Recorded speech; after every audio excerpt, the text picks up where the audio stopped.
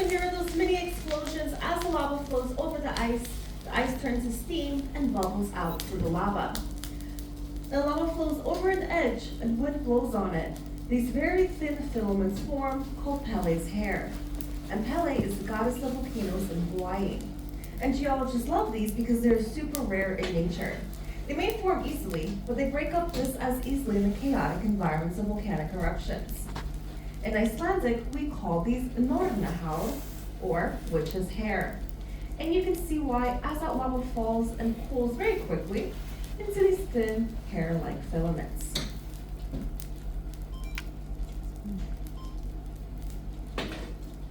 Alright, so you saw what happens when the lava flowed over ice. Want me to grab some ice and put it on top of the lava? Of course, silly question. So let me get an ice block here.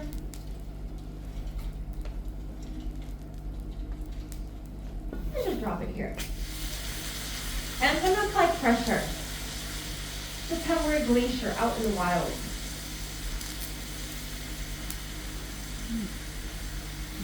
Okay, you can see we have inflation.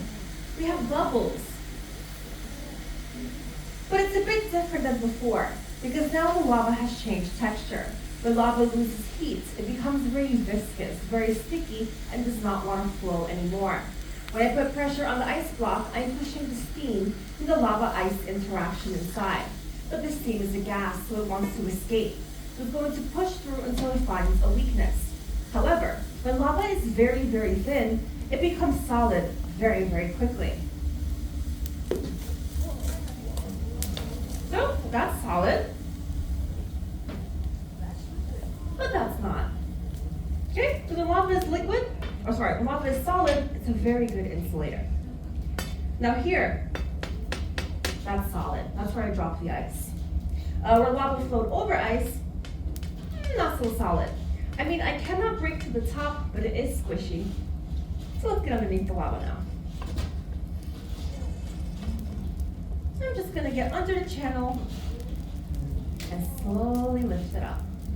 Slowly, because all the lava in this room is one solid piece on the outside. When lava is solid, it forms a crust. It forms an insulation layer that keeps that inside hot, keeps that lava molten, and keeps the channel flexible. So I can lift it up without actually breaking it apart. If I remove my stick, it kind of collapses down because it is still very, very hot inside. Same deal over here. Kind of solid, but also kind of squishy.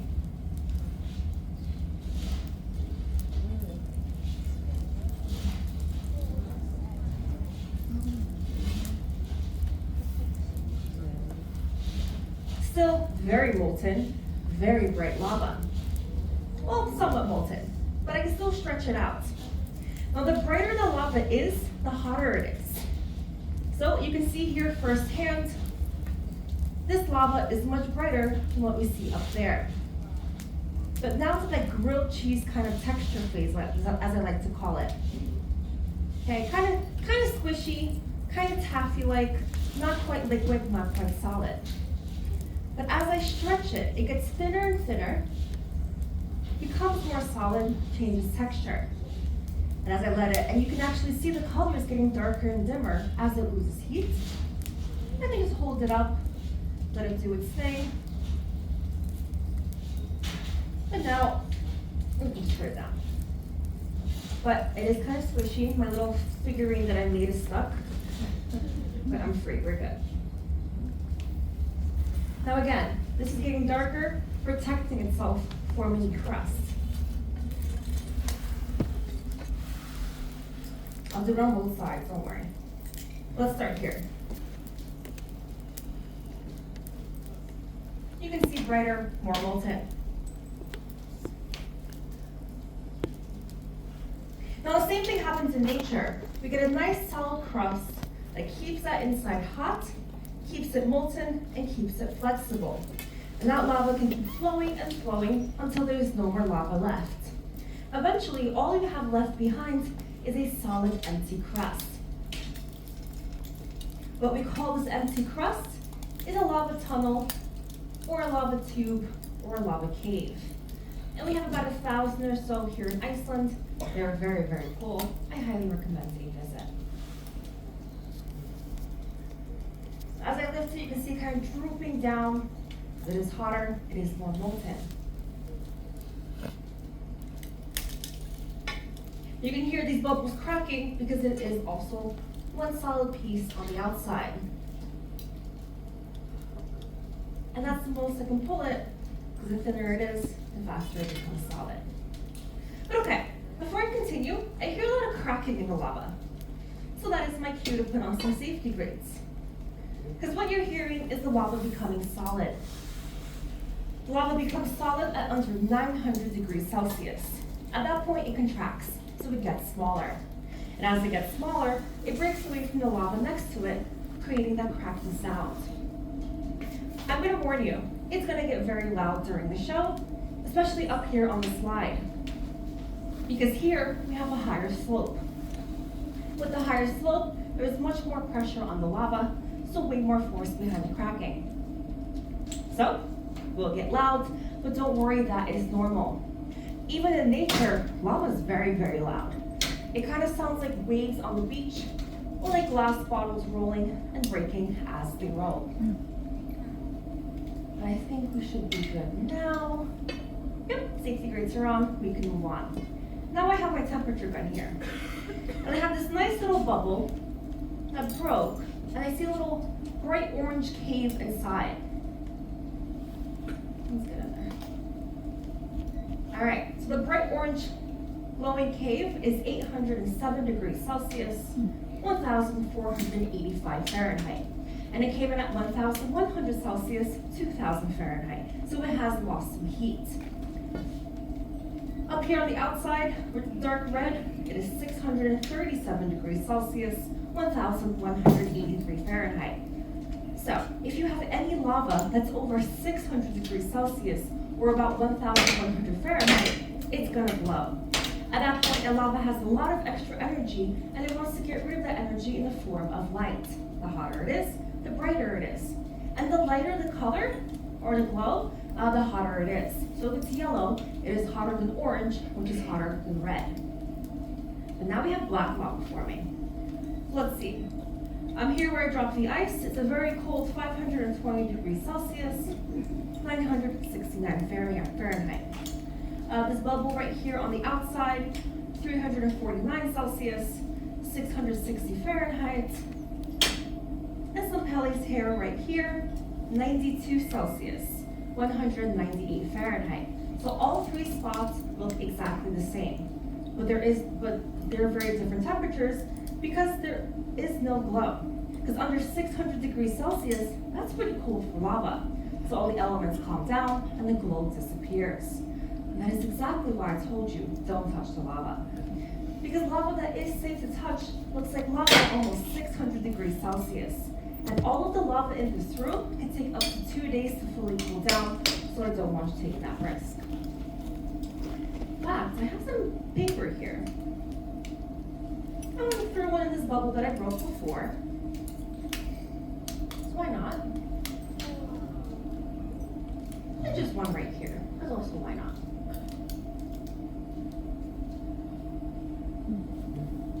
And so I present to you some homemade lava lamps. Nobody ever laughs at that. So yeah, lava is hot. We haven't figured that out by now. It will destroy everything it possibly can if it is in its path and of course burns at those temperatures. So things like paper, plants, trees, parts of houses, yourselves, myself. And here in Iceland, usually it is the moss that is burning. So when that lava flows over the land, you're going to see smoke and flames on the sides and the fronts of the lava flow. However, right now we have a nice solid crust. Okay, so it keeps the heat inside, so you actually have to touch the lava to be set on fire. However, when a volcano is erupting fresh lava at over 1,000 degrees Celsius, it is very liquid. When it's liquid, that heat is escaping, and it is so hot that it will burn things even meters away without ever actually touching the lava. And just to show you what a good insulator it is, let's check out this bubble.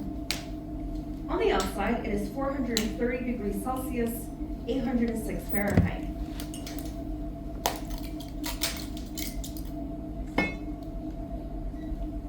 Inside that very thin bubble, it is 624 degrees Celsius, 1,156 Fahrenheit. So I broke the thinnest layer, and the inside was about 200 degrees hotter. And so this is why I would never walk on fresh lava, okay? Because in a perfect world, you would only need 1 centimeter of solid lava to keep the outside cold and touchable and the inside hot and molten. But we're not in a perfect world. You could see if that very thin bubble can keep that much heat inside. Imagine if you have way more lava. Now, and you also may have noticed the slide here. The cracks are getting louder because lava is becoming more solid. And as lava becomes more solid, it cracks and that heat trapped inside comes rushing out. Or you could step on the roof of a lava tunnel and fall in and be exposed to much hotter temperatures. In fact, lava fields can stay hot for tens, hundreds, even thousands of years. So I would stay off any fresh lava from the past 5 to 10 years at minimum, just to be safe, because you never know. Also, lava is full of toxic gases. Not this one, don't worry. The gases come from deep inside the earth from the volcano itself. So when fresh lava is erupting, lava comes out with gases. And have you noticed our lava here is very full of holes, it's very porous?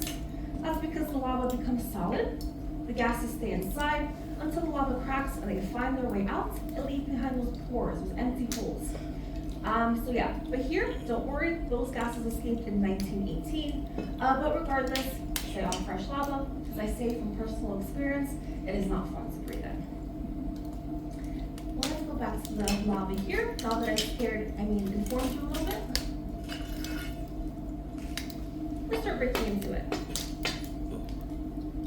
I already showed you that the lava is a great insulator, that bubble. I'll show you again. Because remember, when it is under 600 Celsius, it's dark. Where it's above, it's still gonna glow. So, this very thin piece of lava can still keep itself glowing. So imagine if you have like millions and billions times more lava, yeah, that's gonna glow and be hot for a very long time. But now I broke that insulation. Now I'm walking around the room and the heat is escaping from this side over here. The glow is getting darker and dimmer. When I broke into it, it was a bright orange. Now not so much.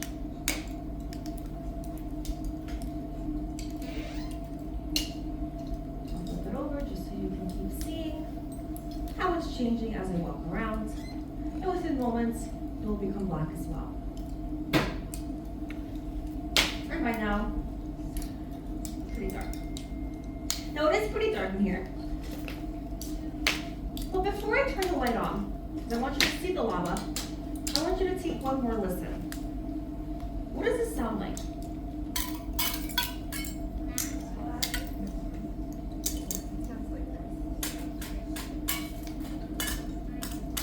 You're all right. I'm just really enjoying this one. ASMR. Okay, so you hear glass.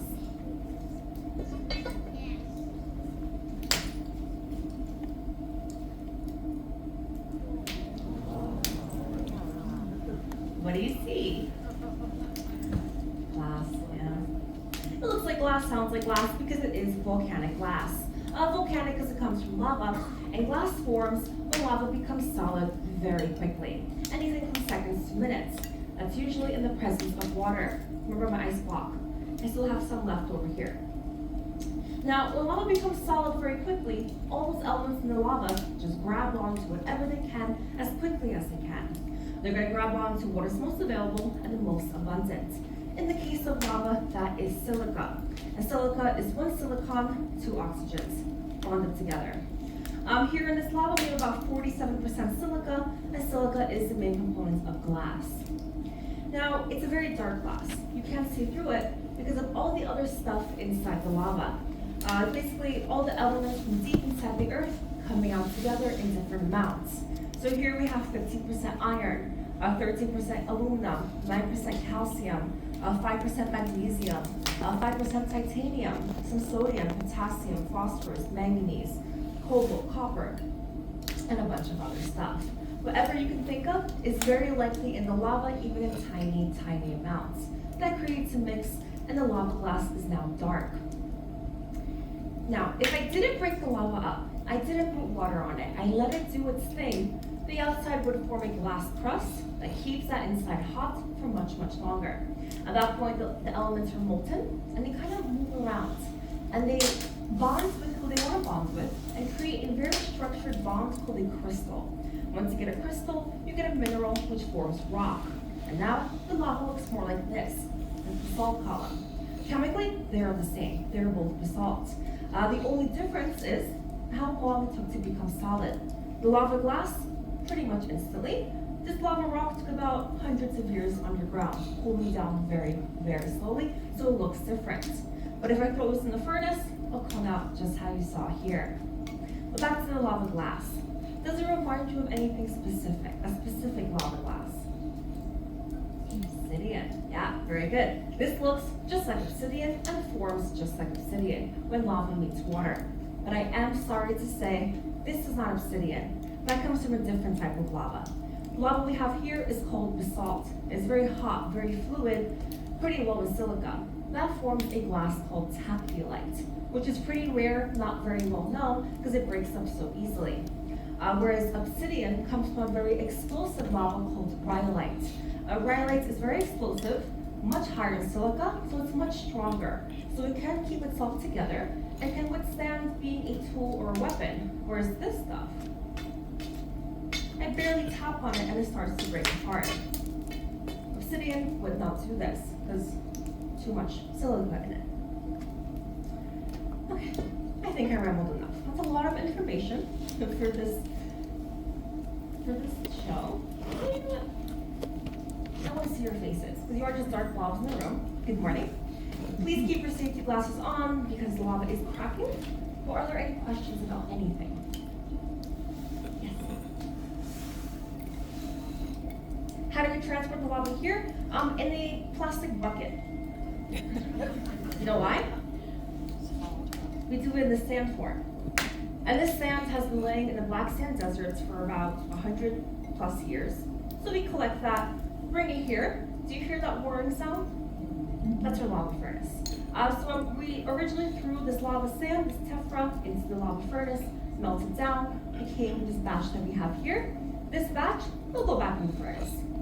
So we're gonna reuse it, remelt it over and over again, but we always have two batches. So one in the show, one in the furnace, and we just reuse and recycle it, so every other show is the same batch of lava. Yes? Which lava what? Yeah. Which lava burns the most, like the hottest, which one's the hottest? This one. So basalt is the hottest lava. This one comes between 1,000 and 1,300 Celsius. That's going to destroy everything. Rhyolite, solid mix obsidian, you know, it's really hot, it's going to burn you, but it's going to not be as hot. Yeah, this one will burn. Anything else? Yeah. Yeah. How do I clear it out? I don't. Luckily. I have the fun job. I have playing with it. But remember Gabor, our guy in the melter suit, the lava suit? He's going to come back in, break this lava up, still very hot, throw it into a steel bucket, throw it in our furnace, and then that's pretty much it. He just shovels it while it's hot. Yeah. Where is the lava that turns into obsidian? Where does that occur? So naturally, lava that turns to obsidian, you're going to find in places where plates come together usually. So you're going to find it in Oregon, for example, in the United States. We have some in Italy. We actually have some in Iceland. You're just going to have much more silica-rich lava. Lava gets more silica-rich, the more it melts. The longer it has to kind of process, and more pressure, more heat, because everything's kind of pushing together, then you're going to find obsidian there. Yeah. Where they get the lava from? From the black sand deserts, from Katla. So Katla is a massive volcano under a massive glacier. So you can't really see the top of it. Yeah.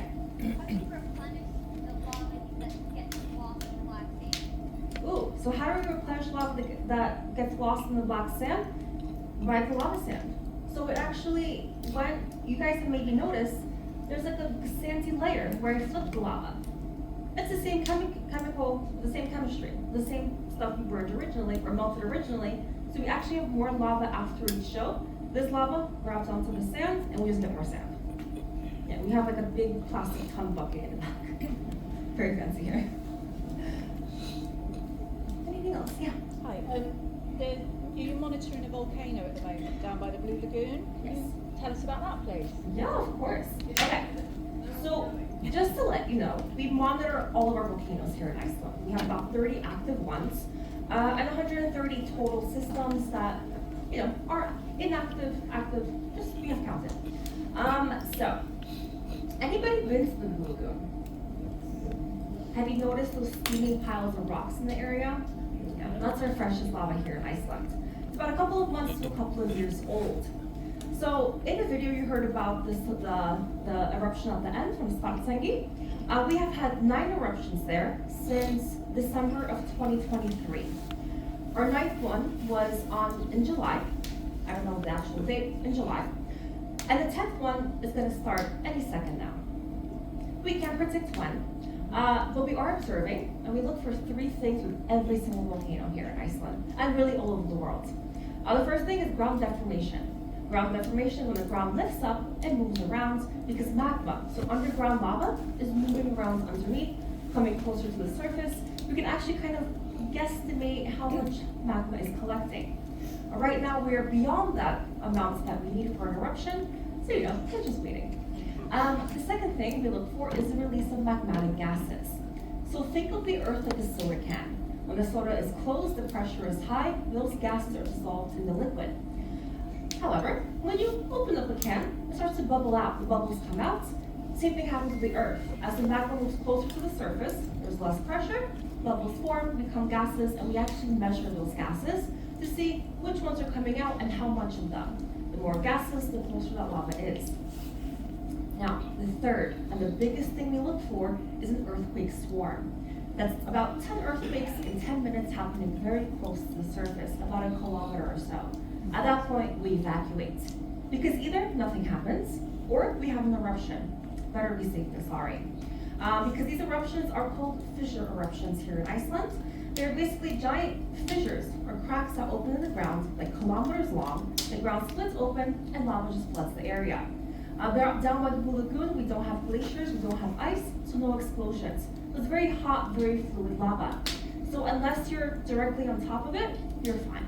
Okay, Iceland is safe, do not worry. It's a very mild type of eruption because the lava is very fluid, no explosions. And the area is open right now because the volcano seems pretty chill. Yeah, if that changes and you are in that area that could possibly be affected, you will all get notified. If you're not there, you're not notified. Like here in Reykjavik is completely safe. We don't get these messages, but if you're there, you'll get a text message from the emergency services that can send phones to every single cell phone in that area. It's going to tell you have to evacuate or what else you have to do. If you don't have a phone because it's dead or you're in a Blue Lagoon or something, don't worry. We have very terrifying sirens that play in the background. If you hear that, like end of the world kind of stuff, and people are running, just follow them. Has worked the past 9 times, let's keep it going. But don't worry, we are observing everything here in Iceland all the time. So yeah, we're good for now. Can change any second. For all I know, the eruption started while I was in here. No, we have a deal here. If it does start, they come in and tell me. So, it hasn't started. Yeah. Thousands of years, yeah.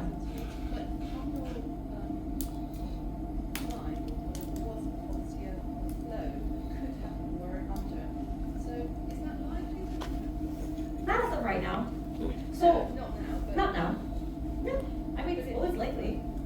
The chance never zero. Especially here in Iceland, we're a very geologically active area because we are basically sitting on the top of 2 very active things. Basically, we have the Atlantic Ocean opening up. As that opens up, there's less pressure. It's easier for lava to come up to the surface. And we're actually right on the top of where the Atlantic Ocean rips open, the mid-ocean ridge. Also, we have a hot spot. So a hot spot is hot material that melts more material, creates more lava. And that's why Iceland is above sea level, because all of that can happen. And so, honestly, as the Atlantic Ocean kind of rips open, it can affect Iceland, so it is likely, it is possible, it's not likely, but it is possible for Reykjavik to have lava one day. Again, right now, based on what's happening, not so much. Flatseng is a little too west of us. If the volcanic systems more east of it start to open up, then lava can reach us if the fissure opens up long enough. Because it is, 30 kilometers away right now? You know, the water's protecting us for now, but that can change. But right now, there are no signs of that yet. So, you know, I'm not worried. I choose to live here, so we're good for now. If it changes, we'll see what happens. If that does change, we do build up lava walls to protect the area. Lava walls made of lava, so lava gravel. Because hot lava, when it meets cold lava of the same type, just goes around it. Has worked pretty well in Grindavik and the Bulakun area. It doesn't work if the volcano opens inside the wall. Okay, so 3 houses have been destroyed in Grindavik that way. And it doesn't work if the lava's too cold. Lava's lazy. If it's too cold, it becomes sticky, hits the wall, goes over the wall. But we're not there yet here in Reykjavik's area. Yeah.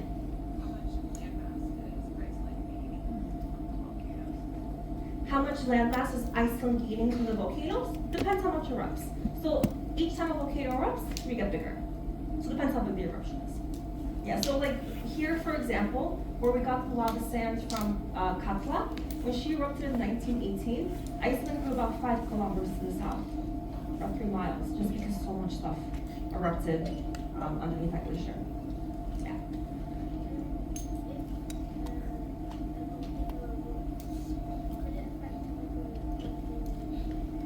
Ooh, good question. If a volcano erupts, could it affect another volcano in another area?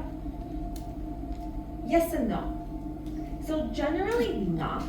However, here in Iceland, there is a theory that the volcanoes are connected all together, deeper down. So if the pressure changes, it might affect something else. But I'm gonna say probably not. But it can. Yeah.